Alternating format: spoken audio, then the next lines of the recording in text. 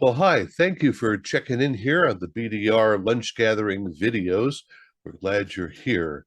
We want to let you know that we have quite a few of these videos. In fact, if you go to the BDR site and check out our page, you'll find that here under news and lunch gathering, you'll find not only the fact that these educational web seminars are free, there is no cost whatsoever, but you'll find out what's coming up and a complete listing of all the different ones we've had in the recent past and over the past 2 years and a half. All these are good sources of information that I think you'll enjoy. So we invite you to check in, visit with us, and let us know how you appreciate them. There is a little button in the bottom here. It says subscribe. If you click on that to the little bell, you'll get a weekly reminder when new posts are made. And we, again, thank you for being part of our family. Today, we want to talk about money, saving money. We talked about ROI last time and how it's important to understand when to buy things, when to replace them. But we're going to talk more about how to buy things today, I think, and what the way in which you can accomplish saving a pile of money by being observant. And one of those is going to be the daily deals that Dana shows us each day. We want to talk about that. And Dana's also involved in another way that you may find to expand your ROI, and that is if you have an 8100 Optimon. Yes, I know it's old. Yes, I know it's analog. But for a very small amount of money, you can have it updated with the latest chips, and it will sound really good. Isn't that so, Dana? Yes, it is, Barry. I I've been doing the Dana's Daily Deals now for what, about 6 months, I guess. And Pretty it's close. actually, yeah, it's pretty close to that, and I think it's actually been a great deal of fun. Um, for a long time, I've been looking at the internet as a way to find deals, and they've been out there. I started out with a friend of mine who was one of the early adopters of a website called Fat Wallet, which was a deals site, and I contributed to that frequently. And they used to send me T-shirts every year, which were being a contributor. That was bought and put out of business a few years ago. So there are other sites that I go to where deals are. There's several sites, and plus I've got a network of people who actually email me deals that I then, send to you guys. I mean, there's a lot of stuff out there. It's not just broadcast. You can find deals on food and drink and clothes and travel and lodging. They're all out there on these different websites. The ones that I tend to use are bensbargains.net a lot, and I also use one called Slick Deals. That's another good one. And what I try to do with the BDR is do stuff that is either germane to our business or personal things we might like, which is the reason why you might find a Nutella thing in there from time to time, because I know we all like Nutella. Or aspirin, that's another one. Yeah. Aspirin. I mean, engineers all need aspirin, but otherwise, there's some really, really good deals to be found. Some of them only last a couple hours. Some of them last a long time. They're out there. You've got to it's almost like you have to decide what you're going to buy and then go out there and find a deal to match it. And I try to do things that don't involve hype. I mean, I know there's a lot of places where you can go and they say, for example, this Amazon deal that they just had, that ended yesterday. They were selling TV sets for $112, 55-inch TV sets. And the thing about it is, they lasted 30 seconds and they were gone because they only had a couple of hundred of them. And you've got 20 million people trying to all get these TV sets at the same time and they're gone. What I did was a little more sane. I actually was looking for a TV set and I found a perfectly good deal on a 65-inch TV at Best Buy, which cost me $359, and it came with a with an Echo Show 5, which sells for about $80 by itself. So if you and there were other places, if I could have found a closeout, I could have found another TV there for $250 for a 65-inch TV. I mean, I don't think they can build the LCD for that price, but deals are out there. You're going to find TV sets get really inexpensive soon as the new ATSC3 televisions start appearing. I guess already Sony and some of the Korean manufacturers are selling compatible ones, but their prices are still quite high. Soon, those are going to come down as well. I've been involved in television now for a few months, and the station I'm working for here in Boston is going to be what's called the Lighthouse station for ATSC3, or as they call it, the Next Gen 3 television. And it's pretty interesting to see how they're doing this. We are going to host the 4 major networks, PBS, and our own network, Univision, on our transmitter here in Hudson. So basically, if you tune into if you have an ATSC3 TV and you tune it in Boston, you're going to be watching my transmitter. You can put up to 6 ATSC3 carriers, streams, whatever you want to call them, on one transmitter. And so that's what they're doing here. And it's pretty interesting. Do you have a timeline when you expect them to? We have a timeline of, the timeline was moved back 1 week because of sweeps, but right now it's December 12th of this year. And then when would these individual stations peel off themselves? Well, it's interesting the way the commission is doing Lighthouse. You have to run both. First of all, ATSC3 is completely voluntary. It's not required by the commission. And because of that, and because of the fact that they sold most of the spectrum that they were able to use in the analog to ATSC1 conversion back in 2009, they've made it completely voluntary. But they have made the requirement that if you're going to go to ATSC3, that you have to keep your ATSC1 stream or station for 5 years, which means that if our transmitter is used for these 6 networks with ATSC3, that our channels and sub-channels will be broadcast by another station. So there's a lot of agreements that have been done between stations, because I believe that we're going to be on NBC's transmitter here in Boston with our 2.1 channels. We have 66.1 and 50.1. We're right now we're running what's called the channel share, where we have 2 completely different TV stations that we own on the one transmitter, and they're ID differently. They have different city of licenses. They have different EAS requirements. It's as if you were running 2 transmitters, except everything's on one. And so those ATSC1 things, like I said, are going to wind up on different stations. And in this case, on our channel 66, we have 4 subchannels. And those subchannels, some of which are going to wind up on PBS. So, for example, if you tune your TV to 66.1, you might be receiving a channel from NBC, RF from NBC.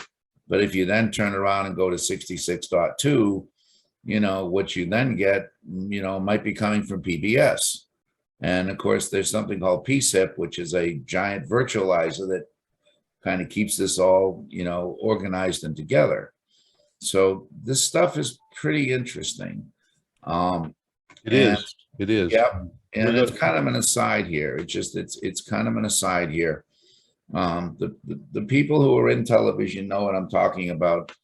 It just so happens by sheer serendipity, I wound up on the cutting edge, by taking the job over here. And we have right now, we're at the point where our ATSC3 encoder is being configured. We've got some engineers that are specialists at that. And there's other things. There are legal things, like you have certain deadlines on when you have to run announcements, what are called rescan announcements. Because of course, what's going to happen is when our transmitter becomes strictly ATSC3, all our ATSC1 stuff will be going to these other transmitters, and you have to rescan your TV. And, if you buy an ATSC3 TV, you'll have to rescan that. And eventually, there's going to be a lot of rescanning that's done in the next few years, is the bottom line, because all this stuff is in flux and it's all being moved around. I would imagine that some of the stations or some of the TVs will have an automatic rescan set, for 3:30 in the morning or something like that. Well, it depends on your TV. Some TVs you can do auto rescan, some you have to do manually. But the rescan announcements are out. Basically, they're going to say, effective this day, you may not be able to pick up these channels, if you don't rescan.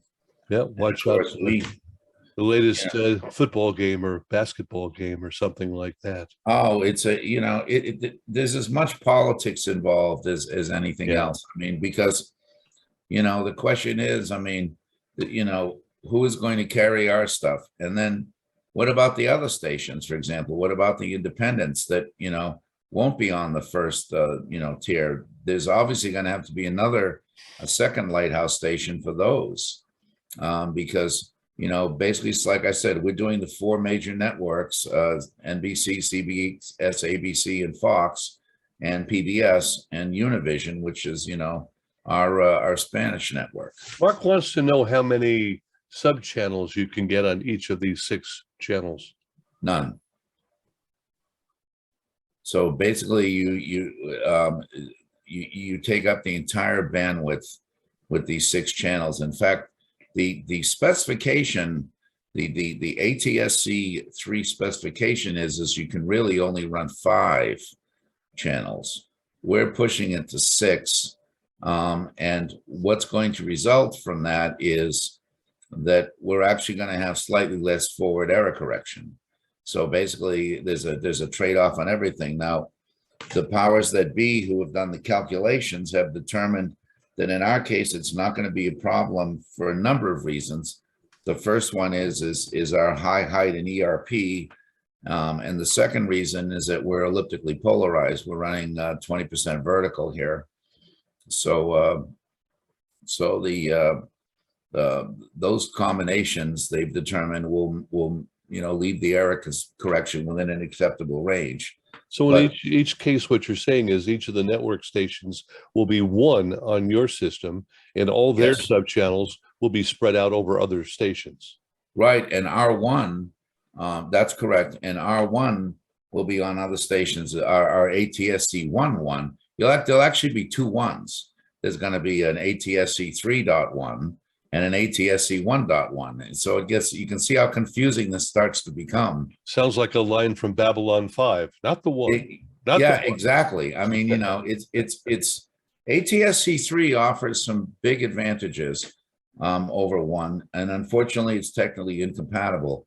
The first one is it's going to be essentially FM television as opposed to the current system, which is AM, 8 VSB. What it means is that the broadcasters are going to run a little more power, and their power bill will be a bit higher because the average power levels with ATSC3 will be more, and it means that the signal will be a lot more robust, which is the reason why they think they can, they believe that they can go with 6 and put it into cars. Yeah. Yep, the signal will be more robust because of the fact of the way that COFDM works. COFDM actually can use multipath to improve the bit error rate of the carrier. Because what it sees, the multipath, it sees the data coming in a second time, and it says, "Oh, here's some redundancy. I can use this to fill in lost packets." So it's the way they should have done ATSC1 in the first place. Unfortunately, they did it. There's the old saying, never the time to do it right, but always the time to do it over. Oh, yeah. And in this case, that's what they're going to do. It also has... well, let's hold a little bit more, and we can talk about ATSC3, but let's talk about deals for a little bit here. Deals, why everybody's come. And I want to show your page here. Yes. For everybody to see. And this is today's edition of the Daily Deals. And correct. Some of these things are interesting. Like the very first one's a work light that's $4.12 instead of 15. How do they do that, Dana? They just, for some reason, Amazon and others have an algorithm, and they, it's a negotiation with the, with the suppliers. People 2 terabyte solid state drive, $130. Yes. I mean, some of these, I don't know how they make any money, and the half gigabyte is $29. Amazing. Yep. Or half a terabyte here for $30. Right, Kingston. Yeah, that's a name brand. Yep. But people have sales. Sometimes people have very deep sales. Sometimes people want to get rid of things. The XLR was a good deal. That one there, and if you look at them, they're high quality cables. They actually have where the cable come out. They actually have springs on them. So it's actually a fairly nice XLR cable, well made. I mean, 25 feet for $476, and I think you can get 5 6-footers for $9. So I mean, I don't know how they can, I mean, I pay $4 a piece for the connectors. I mean, I don't know how they can, make up a cable for $4 with 25 feet with 2 connectors, but apparently they can. And the people that I've talked to that have used these before say they're fairly high quality. It's an Amazon brand.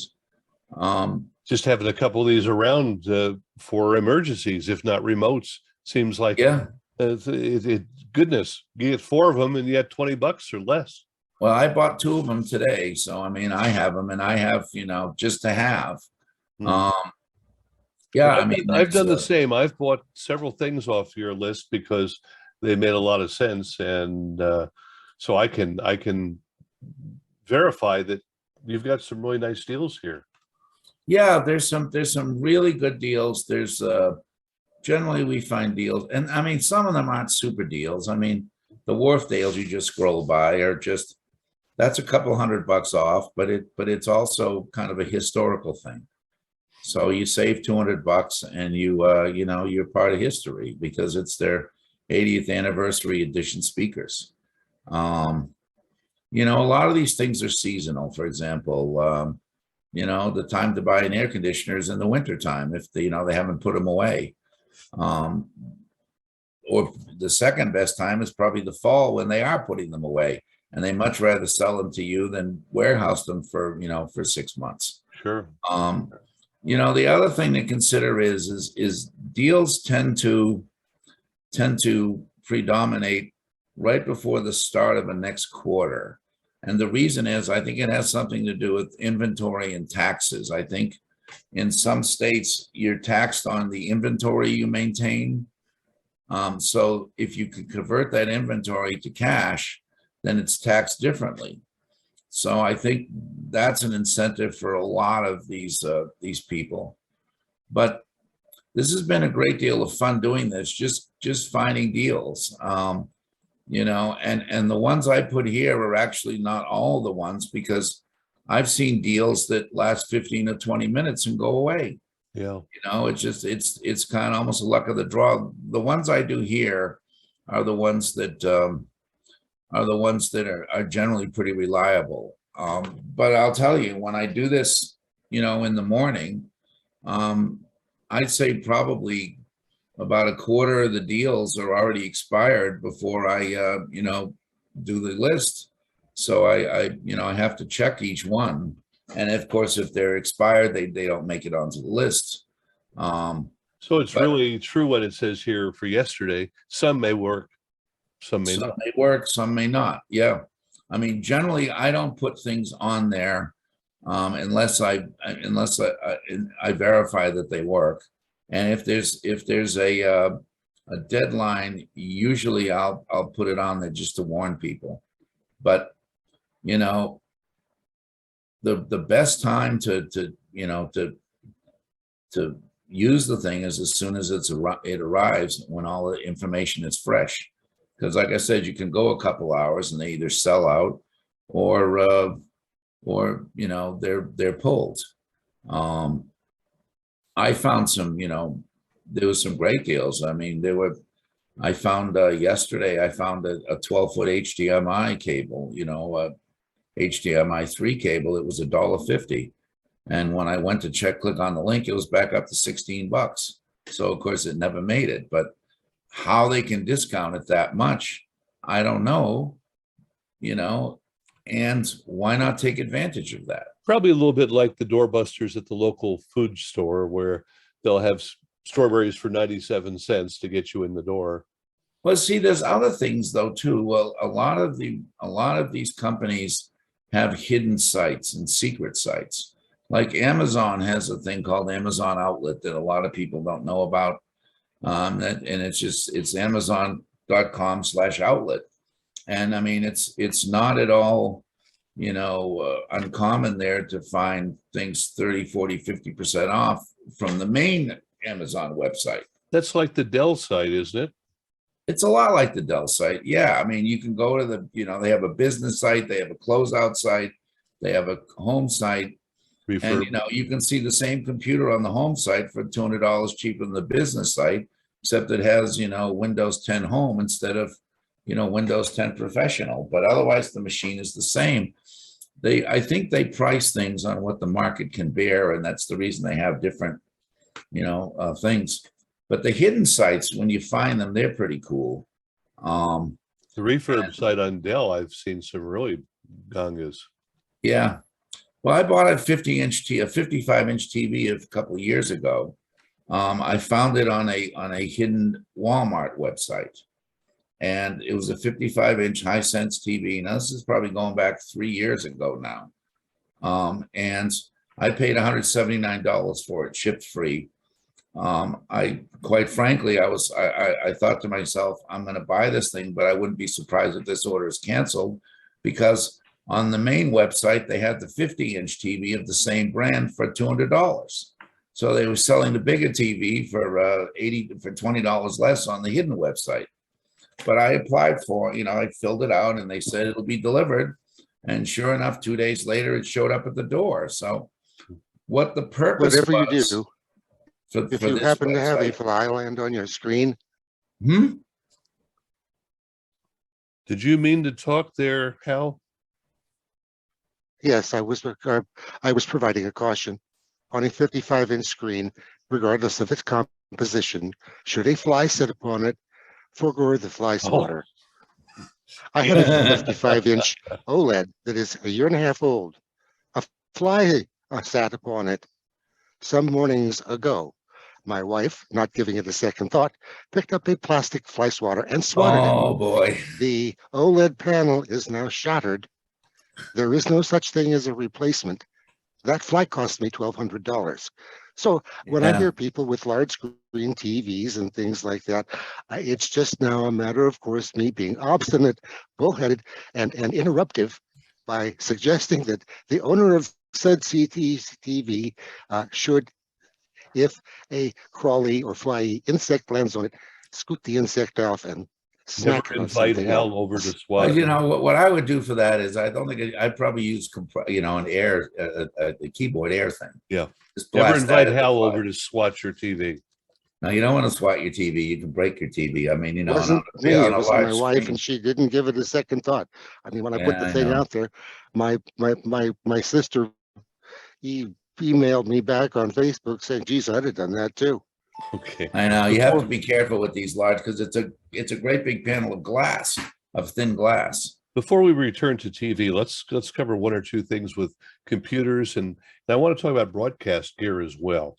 And one of the things for computers is software, and there are two things. One of which, if there's someone here from a non-com, you can remind me of the name. There is a company out there that sells software to non-com broadcasters at very cheap rates, everything from Windows to Office to Oh, it's called Tech. I forget the name. TechSoup, is that it? TechSoup. That's the one. TechSoup. All right. There's TechSoup, and then one of these things here that Dana keeps pointing out is Slick Social, Yeah, Stack Social. Stack Social. Stack Social sells Microsoft Office products and Microsoft operating systems at really good rates, and they've been doing it for many years. So Microsoft is well aware of them, and I don't see any lawsuits happening. So I'm sure they're doing it with Microsoft's full knowledge and consent. It is a little bit of a kludgy site, because I will tell you that based on Dana's recommendation, I ordered Office 2021 from Stack Social. I have been running, no giggles please, Office 2007, and doing quite well. Didn't really need a new one, but I've going to have another computer here, and I want to update, because some of the last updates from Windows 10 have wiped out my icons from Office and things like that. So for $36 for a lifetime license, yeah, I'll jump for that. I did, but you have to sign up and you have to go through this and that. And once you get the hang of it, it's okay, but it's not instant like Amazon. Yes. Yes. So let's talk about broadcast gear for a bit, Dana. If you wanted to buy a transmitter and get the best price on it, you call the transmitter company, right? Yes. No. They give you the list price on the transmitter. Yep. That's right. Yep. You always want to get the list price on the transmitter from the manufacturer. Wrong. You can always do a better deal by going to the dealers. The dealers typically have somewhere between 15 and 20% to play around with, and to make a sale, they will generally be willing to deal with you. I mean, especially where the marketplace is so competitive now, where you have Gates Air, you have Nautel, and you have BE, all selling the same thing. You basically have, and those are just the quote US manufacturers. I put that in quotes because not all of them are US manufacturers, but now there's another good reason why you want to use a rep. And this is something that I have found over the years, and I've written about more than a few times. First of all, you don't go for the lowest price, always. If it's a stylus that you're picking up from Audio Technica or Shure or something, that's one thing. And you're only going to spend $1 or $2 one way or the other, most likely. But if you're going to buy a compressor, you're going to buy an audio processor, and the difference between two reps or the rep in the factory is $50, $100, $150, there is a very major factor to consider, and it's not the lowest price.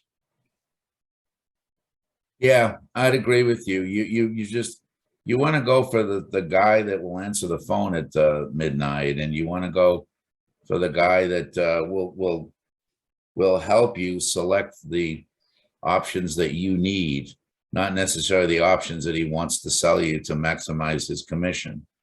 We can go back to BE, for example, back when they had their transmitters.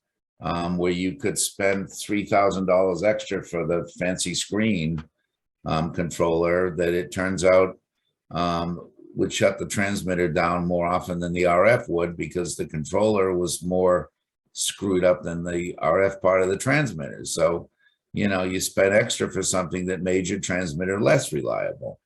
You know, those are the kind of things. And plus, you know, the other thing is that some reps tend to be users. There's a lot of reps out there that, you know, are former engineers that, you know, have not only sell these things now, but they've installed them before, and they know, you know, the little tricks and what you have to do and what you should do. You know, so that's Double-edged another sword. advantage. Double-edged sword. Yeah.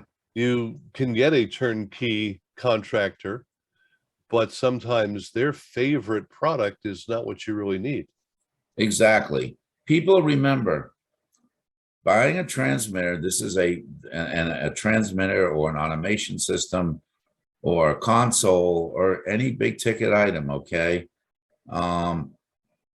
You know, there are decent sized commissions there, and people want to make the maximum money that they can. I mean, they want to earn a living too, like everybody else.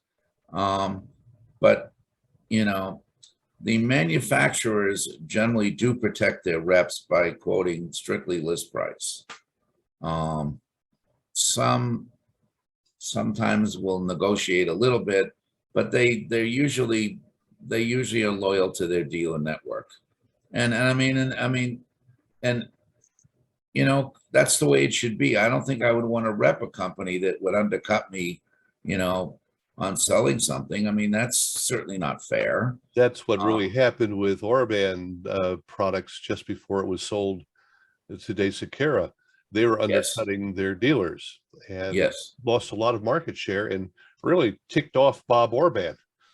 Well, yeah, and rightfully so. I mean, you know, because I mean, Bob is a good guy and he's a fair guy, you know. So I mean, he should be, you know.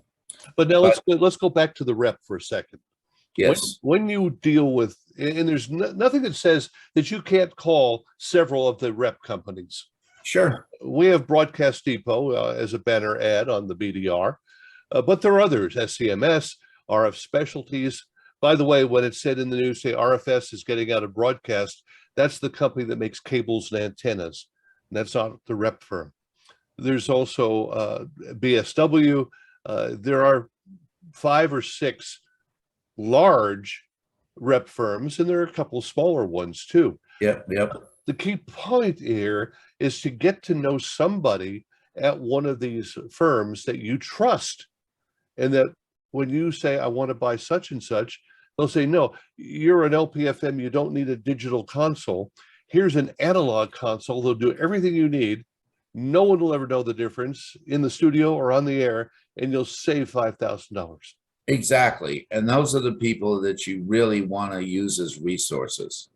And not only that, the thing about calling several rep firms, I mean, you know, you may encounter somebody, you know, who's like, you know, a week away from paying the rent, and you know that the transmitters fell through last week, and they're willing to, you know, to sell you something for a few points above cost, you know, just to make the sale so they can pay their rent. I mean, yes, you know, these are people just like everybody else. They're the same as every one of us. They could be overstocked, and they could be overstocked. They could have had a cancellation, a return. They could have, you know, there's a lot of reasons why. I mean, you know, or, you know, maybe maybe their daughter needs a dress for the prom. I mean, you know, we don't know the reasons why, you know, people do things what they do, but, you know, I don't have a problem, you know, using that to my advantage. You know, I mean, I don't like to screw people, but you know, but no, the point is to get somebody that the point is to get the best deal for yourself, because it's your money that you're spending. And again, that's not always the lowest price. The best deal is somebody that's going to be there when you have infant mortality, or when a piece of equipment comes out and it's not really what you needed, and they'll take it back, or they'll say, sorry, you just bought it. Yeah. You know, the other thing that used to happen, I mean, and it's unfortunate, it doesn't happen anymore because a lot of these companies no longer exist, and this was big in the audiophile industry. You'd have somebody show up at a hi-fi salon and, you know, and you know, be there for a couple hours checking out different equipment in their nice listening room with the air conditioning and everything. And then, you know, then they go buy it on Amazon to save $200. Now, you know what? That's fine. You made $200, but you know what? When that guy's gone in a year because you didn't give him your business and he couldn't afford the rent anymore, you're not going to have him to give you advice. You're not going to have him to go and listen to the stuff. You're going to have to buy stuff in the future, you know, sight or sound unseen, and hope that it does what you want, because you don't have that guy to go preview it now. Good you know, point. and I mean, you know, that is a value added service that I have no problem dealing with. I mean, that is a value added service. It's, you know, it's just, you're paying for service. Sure. You Same know, thing like you're going to fly somewhere. You can get on a web page and you can think you're going to get the cheapest price. But if you go ahead and pay a few extra bucks to a travel agency, they may save you a lot of money or save you a lot of time by routing you in the best possible way or warning you about problems. and not only that, but you have a person you can call if you run into problems, not some 800 number, you know, where, you know, you get cut off, you're back to square one the next time you call in. Yeah, I spent 3 hours yesterday trying to get information out of Dell and HP. And I don't know how many of you out there have been through this, but 3 phone numbers all led me to somebody in India. Yep. They were pleasant enough, but you can't get anybody in Round Rock. You cannot get corporate anything. The guy at HB doesn't even answer the phone. And you can go nuts because, well, we can turn you over to our sales department to help you. No, I want this. I want somebody to help me with an existing item, or I want Right. somebody to describe a product. You know, I've dealt with companies that say, you know, we're going to give you the lowest price, but once the box leaves, you know, our shipping dock, it's your problem. You have to deal directly with the manufacturer for warranties and returns and all that stuff. You know, maybe that's what you want to do. It's and maybe once in a while it's something I'll do, but by and large, with everything being equal, I mean, I will go for service. I'm willing to pay an extra 5 or 10%. If you get Yeah, good service and service. good prices, that's like the trifecta. Yes. Trifecta.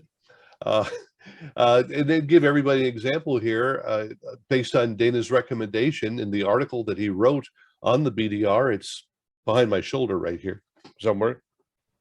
There it is. Ah. Right down here. Okay. The speakers, the Jamco speakers that Dana recommended, I bought them. They sound great. And then the week after I bought them, Dana found them $30 cheaper.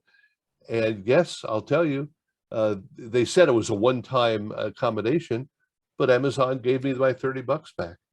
Sure. Sure. I mean, you know, it just, I've got an old saying, if you don't ask, you already know what the answer is. As much as you hate You know, sometimes Amazon for eating up the whole world, just like some of the Walmarts destroyed downtowns in small cities. mhm. The customer service from Amazon can be decent. You won't get a live person to talk to you, most likely, but if you send in your little note on the internet page, they do seem to respond fairly rapidly. Yeah. Sometimes it's the luck of the draw, but I mean, what I like is, you know, I like to be able to call somebody at a rep and be on a first name basis with them and know that I don't have to ask for the best deal, that they're just gonna give it to me. Because, you know, over the years, I've set up trust with this person, and I know, that, you know, that they've, you know, that the loyalty works both ways. Yep. And when you find those kind of people, they're the kind of people you tend to stick with. And I'm sure everybody here has one or two that they call that I don't have to tell them anything that they don't already know. But then the other thing is, like I said, the saying is, if you don't ask the question, you already know the answer. Yep. If you don't ask, the answer is going to be no. So it doesn't hurt to ask. I mean, and we all know that, that time-honored saying, the squeaky wheel always seems to get the oil. Sometimes. I mean, so sometimes it's a good thing to squeak. I mean, I'm going to take a step sideways here now, from new to used gear. And here's of course something that we've been running on the BDR for quite some time, is all sorts of used gear. And there's even a section down here at the bottom of things that people want to buy, to clear out your back room if you have an overly stocked back room. Here's a fellow would like a 25 kilowatt transmitter, for instance. Somebody wants a large C-band dish. Someone's looking for an 8600 Optimod. Or if you want to buy a transmitter, here's an SX 2.5 available, or parts for a Platinum Z10, an Autel ND50. Sure. You want a console? We got consoles. We have bird watt meters. We have I don't know anybody that's using tower tubes this big, but if you happen to need them or them, they're Or you want to build an end table. Yeah. Here's some furniture, studio furniture, garage sale. This is a fellow out in Texas that is trying to empty his place of new old stock and old parts, and he's quite happy to take offers. This is one that's worth taking a look at. Then there's a DASDAC EAS unit if you need one. Here's a Sycon remote control. What else can we show you here? Oh goodness, there's a McMartin transformer. Transformer. Yeah, well, yeah, I gotta refix that, don't I? But then there's all sorts of other things. Microphones, we got a couple of EV microphones that are currently listed, a bunch of consoles, Wheatstone A50, an Air 5, which is a pretty decent little console for a small studio. Yeah. And I don't know if this is the best price in the world, but he's going to offer you a pair of DBX, and maybe he'll take an offer. Got codecs, and of course a bunch of audio processors. And I'll give you a chance to talk about the 8100s here, Dana. If somebody bought this one, let's say for $550, what would you charge to make it the best possible audio processor?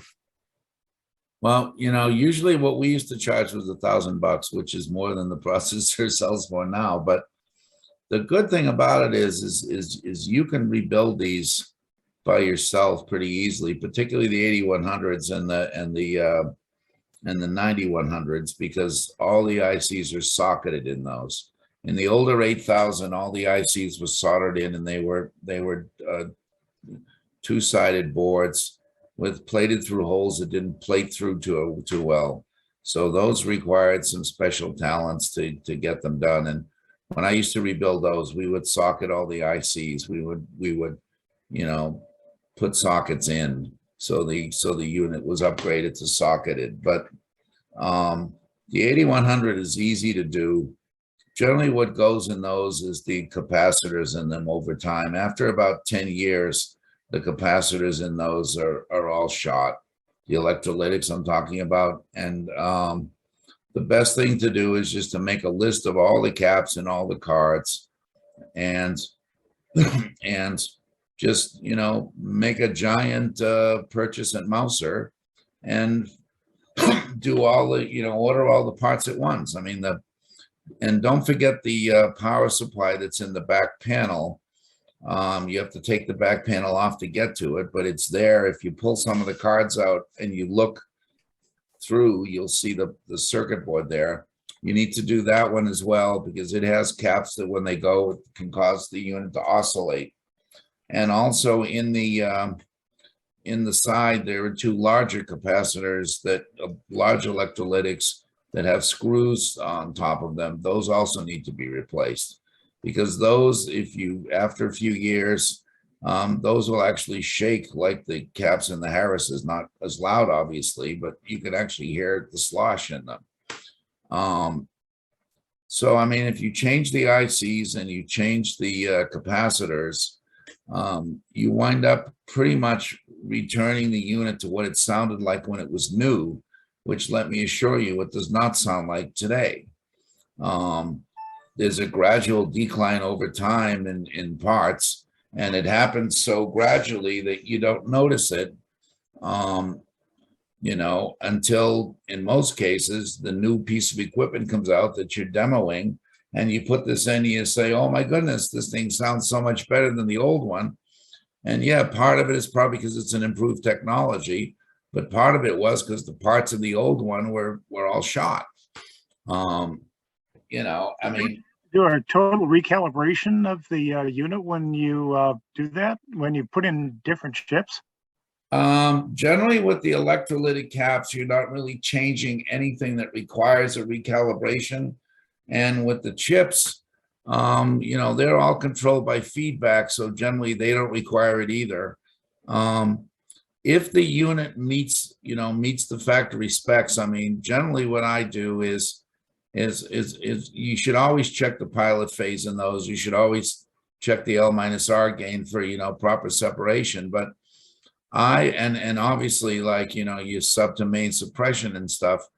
My history with those is that while the 8000 was pretty unstable and probably needed a realignment every time you breathed on it, the 8100s seem to hold stability fairly well.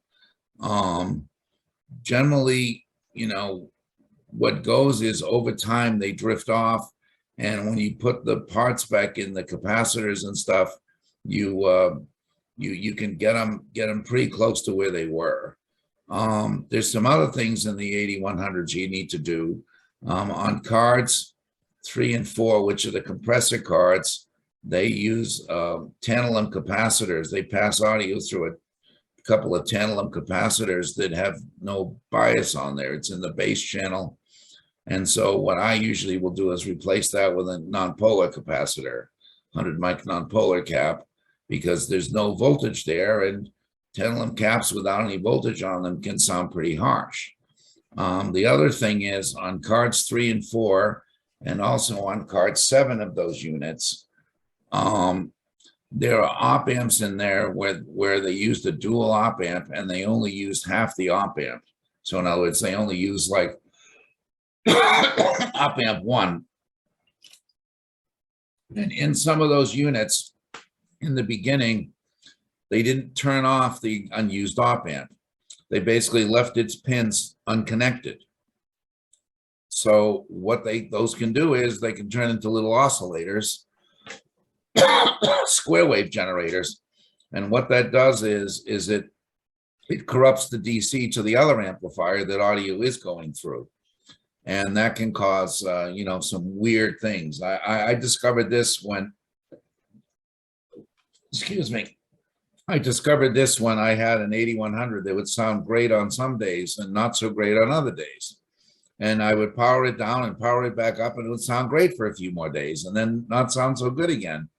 And finally, I started looking at each card, and I noticed on the 3 and 4 cards that there were these 3 pins that weren't connected to anything on this dual op amp. So I said, So I shut the op amp off, which you can do pretty easily. You just simply put a solder blob between the minus input and the output, and then take the plus input and tie it to ground. That will stabilize the op amp. And so they exist on cards 3 and 4 and card 7, which is the stereo generator card. So you especially want to make sure that you've dealt with this on that card, because that can actually cause spurs, you know, in the baseband if the thing oscillates. Now, to be accurate, the 8100 now is what, 40 years old? Came out in 1980, 43 years old almost, yeah. It's a good processor if kept up, but it is old. Yes. And you know, But again, just like some people like a tube amplifier and the sound of that tube amplifier, the 8100 has a sound that's different from the 8500 or 8600. Yes, it does. Yes, it does. There are some people that would argue that the 8100 actually sounded better than the 8200, which is the first generation digital processor that Orban came out with, and I would actually tend to agree with that. Now, you're not going to win a loudness war with those things, running full bore up against an Omnia 11 or an Omnia 9 or anything, simply because the technology's not there. But if you're a non-commercial, or you're an AM with a translator, or you're not in a major competitive market, I mean, they still have a place. There's still a lot of them in service. Or, they make a great backup processor if your main fails, to keep you on the air. I mean, and like you said, you can buy them now for $500, so it's pretty short money. To me, probably the best deal in processing now is some of these processors like Stereo Tool and some of the other ones where you can get, a basic multi-band processor for free if you use the free version. These people are counting on the fact that you're going to like what you hear, and you're going to want some of the upgrade modules that that they make money on. But people like Leif Clayson and Hans von Zuptin are perfectly willing to to give you a free version of their processor. I mean, I know with a computer you have everything. The 9100, somebody asked about a 9100. The 9100 to me is probably still one of the finest AM processors ever made. And I believe that a rebuilt 9100 can actually sound better than the 9200, which it replaces, which replaced it. Again, the problem is that you've got some electrolytic capacitors in there that get old. Most of the 9100 is DC coupled, so there are DC servos in there, but there's a couple of 47 microfarad capacitors that dry up and have to be replaced. And I would actually replace them with 100 mic non-polars, because you want to have the low end response down to below 10 hertz flat, so you have a you have a flat baseline on your carrier. If you have low frequency roll off, it can cause a tilt in the baseline, and that costs you modulation in the long run. But a 9100, a couple hours, you got to change some capacitors and redo the power supply. That can sound as good as as anything that you can buy today. And a lot of AMs are running them. I mean, hell, I ran one on an FM that was running news and mono. Okay. For those of you, again, that may or may not have been with us before, to open your microphone, alternate A, or press the space bar. We would like to hear from you, and we'd like to hear what your thoughts are on things that you've been able to buy and save money, whether it be refurbishing an 8100 or 9100, or here with the TV. I noticed a few eons ago, Mr. Stewart mentioned one of the problems with ATSC1, that they didn't do the design properly. And was it here, David, they didn't do color before black and white, or stereo before mono? Well, I mean, hindsight is always 20/20, I suppose. And with ATSC, they'll fix it. Although I still see, some of the they've still made some decisions I don't agree with, but it's really not going to matter in the scheme of things. For example, rather than like mandating Dolby for the sound. I would have preferred to go with a more open source thing where, you know, people in the future could have decided what they wanted instead of being, you know, married to a proprietary thing. But that said, you know, Dolby Atmos sound is good sound. I mean, you know, Dolby's always advocated for good sound as a company, and Ray Dolby did when he was around. So it's more an observation than anything. I mean, ATSC3 is going to be an improvement over one, a noticeable improvement in coverage, a noticeable improvement in video, and a noticeable improvement in sound. Now, wait a minute. Joel is telling us ATSC4 is on the horizon. Not for a while. It's on the horizon. I wasn't really saying.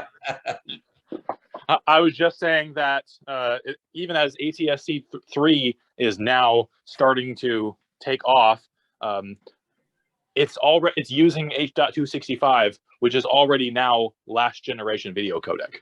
Correct. So I was saying we're already a generation newer on video codecs. Maybe they'll adopt 266 in some future ATSC 4. By which time it will probably already be out of date. Well, I mean, I'm hoping that on some of these things, like, and that just falls back to what I just said, Joel. You know, I don't agree with the fact that they used a proprietary audio codec, meaning Dolby. You know, I would have preferred to it have been, you know, a more open source kind of thing. You know, which leaves you, and I mean, and HD has had the same problem. I mean, they used a codec called PAC. I mean, since then, in the newer generation HD radios, they've gone to, I think, AAC. But, you know, the problem is when you use a proprietary, you know, thing, you're at the mercy of the provider. You're at the mercy of the, you know, the manufacturer. I mean, contracts don't run forever. And I mean, you know, it's like insulin. I mean, insulin used to be cheap until a lot of people needed it, and then they, you know, 100 times the price. I mean, you know, and that's you know, in a lot of ways, that's kind of the American way in business, you know, and get people hooked on something. I mean, even the drug dealers do it. They get people hooked on heroin for cheap, and then they, you know, they raise the price up. I mean, you know, so I mean, it's the American way, and you know, by going to a more open source design, you can sort of, you know, cut that off in its tracks, because if it's upgradable, it makes the proprietary thing less valuable. But that said, I believe ATSC3 is going to be a large improvement. It's natively 4K video. It's going to have a huge improvement in coverage and the quality of the picture. In other words, you're going to see a lot less pixelation now than you do with you know, with ATSC1. It's a more robust signal, and where it's really going to make a benefit, I think, is on the VHF channels. I think you're going to find that it may actually make, you know, VHF viable for high definition. And because I have to be honest with you, at this point in time, I do not consider ATSC1 compatible with VHF broadcasting, because, I mean, it's one of those things that works on paper, but when you go out in the field, you know, all I know is I can see Roxborough, you know, from my house, and I can't pick up the VHF stations, HD stations, even though I can see the tower 9 miles away. And in one case, channel 6 is running at 4 times their ERP on an STA, so they're running twice their field, and I still can't get it that well. But yet all the UHFs, including the low power ones, come in just fine. So, you know, that is going to be improved with the COFDM because of the fact that it's not only much more tolerant of multipath, but it also can use the multipath to improve the bit error rate of the transmission, because it sees that as multiple transmissions of the data. So that's where I think it's going to make a difference. I mean, I'll tell you a story of back in the 80s. I was at the NAB and ATSC was there, you know, promoting ATSC1. They had it on the air on a, you know, Vegas TV station, and they had a 10-element Yagi. They had a bunch of half-inch CommScope cable and a preamp down into the booth, and they were getting a beautiful picture. Okay, with ATSC, with VSB, the AM that ultimately became ATSC1. Sinclair in their booth was running COFDM, and they had a Radio Shack bow tie antenna on top of the TV set in their booth. And then they were getting a perfect picture. And I have to say to myself, well, wait a minute, one of these requires a beam, a bunch of cable, and a preamp, and one of them requires a TV antenna on top of the TV in the convention hall. It seems to me that one of these is a bit more robust than the other one. Of course, you know, they went with the former one. But now they're correcting that with ATSC3. They're fixing it. Who knows? In 10 years, they may come up with another modulation scheme that, you know, that makes COFDM look antiquated. You know, we don't know. I mean, one thing about technology is that it's always evolving and always getting better. And as engineers, you know, that's a pretty good thing for us. You know, but there it is. So I guess we've kind of done a bunch of things here today, talked about. You know, the other thing is it appears that they're finally starting to roll out converter boxes for ATSC3. These you won't get for free. You'll have to pay for them. And what they'll do is they'll plug into an HDMI port on your TV set. Fortunately, like I said, there's going to be a 5-year overlap, and it appears that, you know, it may be another 5 years that you know, before it's rolled out in the whole country to the, you know, to the extent that it's, you know, it's this year or next year. I think you're only going to see it in maybe the top 50 markets. But, you know, so, you know, you probably have a good 10 years left on ATSC1 before it, you know, is completely sunsetted and shut down. Excuse me. So I wouldn't worry about buying a TV set today.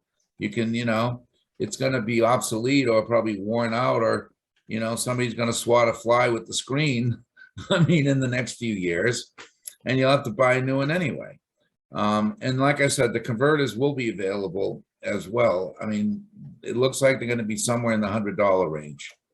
So I think ATSC3 is a good thing. I think the way things are, the way it's being handled is the best it can be. Unfortunately, with you know, without the mandate from the FCC, there's a lot of politics that are involved, because, you know, you have to negotiate with you know, you have to negotiate with your competitors, you know, for the common good. And, you know, in at least one case I know of, there's an independent here in Boston that was a former network affiliate that's right now is kind of looking like they're going to be sitting out in the cold for a while. So, you know, because they can't find anyone to partner with. So I think once things shake out, it's going to be a good deal for the consumer. I think there's going to be some growing pains in the beginning, but I think it's going to be a good thing. Now, if you guys want any of the technical aspects of ATSC3, there's a good website that was put together by some of the major TV broadcasters. They formed an alliance, and I'm talking Hearst, and I think Sinclair, and a few others. That's pearl.com, pearl as in the jewelry.com. What that is that's basically shows they have things on promoing the video. They have a promo there, but they also get deep into the nuts and bolts of how to do this. It's sort of a resource site for broadcasters who are doing this. And they have one-line diagrams there of a typical installation. They actually have a couple of engineers on staff that really know what they're doing. I've talked with a couple of them, with one of them, and they actually, you know, these people know what they're talking about.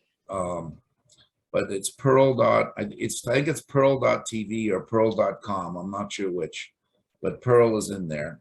And you can find pretty much anything you want on the nuts and bolts of ATSC3 there. All right, good. Anyone else have a comment about things that you found to get good deals? Have any of you used Dana's daily deal list and picked up anything from Nutella to XLR cables? Anyone care to share a thought? Or even Nutella, you know? Anyone? Uh-oh. Dana, they're not reading your They're not reading my art. Oh, no, I'm not getting feedback. Oh, I feel like the talk show guy now who knows he has no listeners. And he's waiting for calls. Oh man, I worked for one of those guys once. I had a friend who tried giving away $20 on the air and there were no takers. Oh, He my. knew no one was listening. And this is back in the 80s when 20 bucks was actually worth something. Wow. My biggest problem with some of these, not necessarily yours, but some of these bargain sites is here today, gone tomorrow. You know, if something breaks, yeah, you got to go chase the manufacturer, and and these people that get this stuff is not authorized to sell it, and the manufacturer won't honor the warranties on it. Yeah, that's called gray marketing or Yeah. gray area. That is a problem. I mean, and you know, that's one of the things when you're looking for bargains. Sometimes, you can find, gray area stuff. I mean, I'll give you an example. There's an ELAC speaker that I had in the BDR today.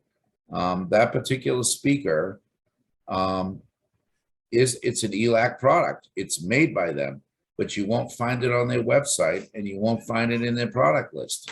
From there, as we can tell, it was a product that they made just for Amazon. Now, the question is who handles the warranties with that? Now, I spoke to the ELAC people, and there is a 5-year warranty on the speaker, and they honor the warranty, but, will they 4 years from now? You make a very valid point. They may say, go back to Amazon and get one. You don't know.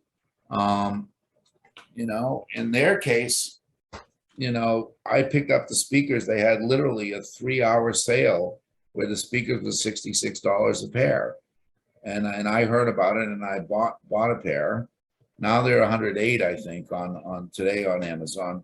So my attitude was that at that price, they're basically disposable. Mhm. If they ever blew up, I'd just throw them away and get something else,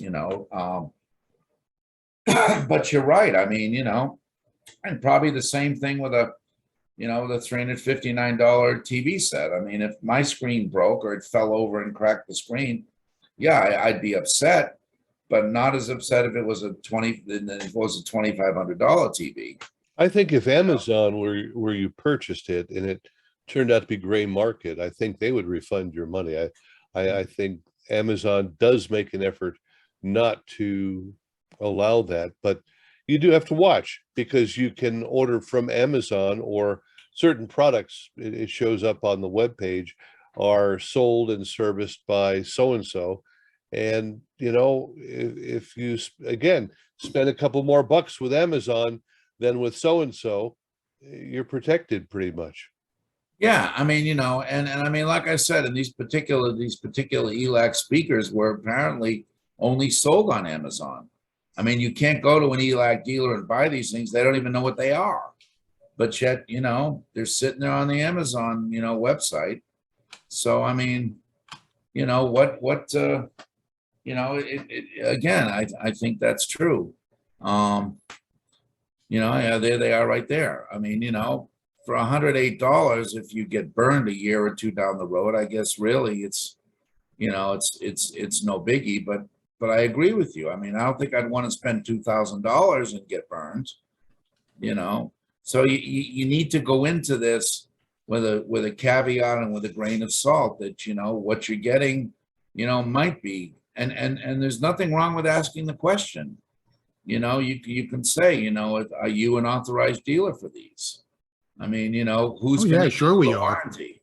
Yeah, sure we are. We're authorized.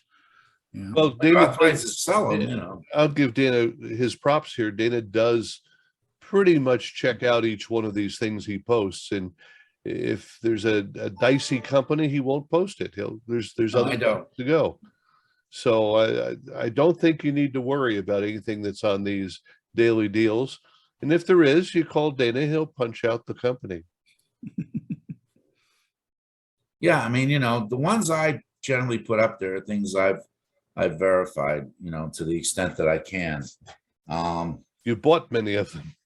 And I bought a bunch of them too. Yeah, I mean, you know, I bought the XLR cables at, you know, $4 for 25 feet. I bought 2 of them, you know, just to have. Yeah. I mean, you know, you can find deals, and the other thing is this whole thing with you know, semi-pro versus pro. There's a lot of things you can buy, like, you know, these little mixers and stuff. If you've got a small production room, you may find that a little Behringer or Mackie mixer will do what you need to do. Or if you're doing sports remotes, you know, you may find that those will do exactly what you want. You know, instead of buying a mixer for 500 or $1,000, you can pick one up for $100 on Amazon, and if it fails after a year, you just buy another one. I mean, a lot of this stuff at these low price ranges literally is disposable. You know, I watched a video yesterday, a live video from, it's called Tech Fair or something. It was products that are coming along for the gift season here, from from sanitizers to computer software. There's all sorts of things, speakers and such. And I was kind of amazed that the average price was in the $200 to $300 range. Everything from you know, water purifiers to coffee dispensers to I've got a whole list of things here that I was looking at yesterday. The Shure came up, you know, they're bringing the SM7B up for sale this holiday season, which I thought was interesting. Philips has got a sound box that a Wi-Fi sound box or Bluetooth sound box. You put 50 of them in a chain, but they're $3.99 a piece. There's a company here that does locks for your house, and you can spend $199 on a lock. Headsets, earphones. Here's the UV card for sanitize. You carry it around and you can sanitize a microphone or whatever. $149. Cheap stuff is hard to find. I know. There's just, you know, there's a certain price point that these manufacturers, you know, believe people can afford, and that's what they aim for. And have you seen any of those ads on late night TV now? The ones for the magnifying glasses or the outdoor LED lights that it's been discontinued. Buy them now or you won't ever be able to get them again. And this has to do a little bit with the China issue, but I think a lot of it's also in terms of ripoffs and lookalikes and things like that. Yeah, well, with the supply chain problems too, I mean, you know, you have to be creative sometimes to get things these days. I mean, I'm running into that now with you know, with the air conditioning. I'm trying to get air conditioning for our transmitter building here, and you know, people are quoting me 8-month lead times, which, you know, means that if I was to place an order today, I'd have it in time for the spring. So, you know, that's a real problem we all have to deal with, and you know, you have to plan for that in advance. but there are always alternatives. And one thing about the deals, I enjoy doing it only because I think everybody wants a bargain, to quote another retailer. I Oh, forget yeah. which one, but everybody wants a bargain. Of course, my wife also says, if somebody offered you a bargain of elephant, dung, would you bring your pickup truck down? My comment to her was, well, as a matter of fact, they offered that in Providence a few years ago when the circus was in town, and they had a line of trucks there. So Is that when they delivered it to City Hall? I don't know, but I do know that they were offering, apparently elephant stuff makes great fertilizer, and elephants put out a lot of it. So do some general managers, but you can't use that for fertilizer, unfortunately. But yeah, I mean, in this case, they were giving away 50-pound bags of, elephant feces, and there was a line to pick them up. And of course, we all know what P.T. Barnum said. So you got to take deals with a caveat. You've always got to be a little, I won't say cynical, but cautious would be the word I would use. And not only that, but there's also the old saying, it's like, if you don't stop saving me money, I'll be broke. You also, with Amazon, I think I spent $13 on Amazon in the last couple of days. And what it was for was, well, actually, no, that's not true. I bought the 2 mic cables. So it was about $20. I bought a sheet set and I bought 2 microphone cables. That's all I got from the Prime Day preview thing. Now I know people had probably dropped $1,000, but I didn't, because I went in there saying, I know what I want to buy. I know the big ticket items I'm looking for. And if I find, some microphone cables for, 2 for $10, I suppose that's a fine impulse buy. But, I'm not going to buy, I'm going to buy 2 of them, not 100 of them for $200. So yeah, you have to go into it that way. You have to show restraint. You have to, plan your purchases.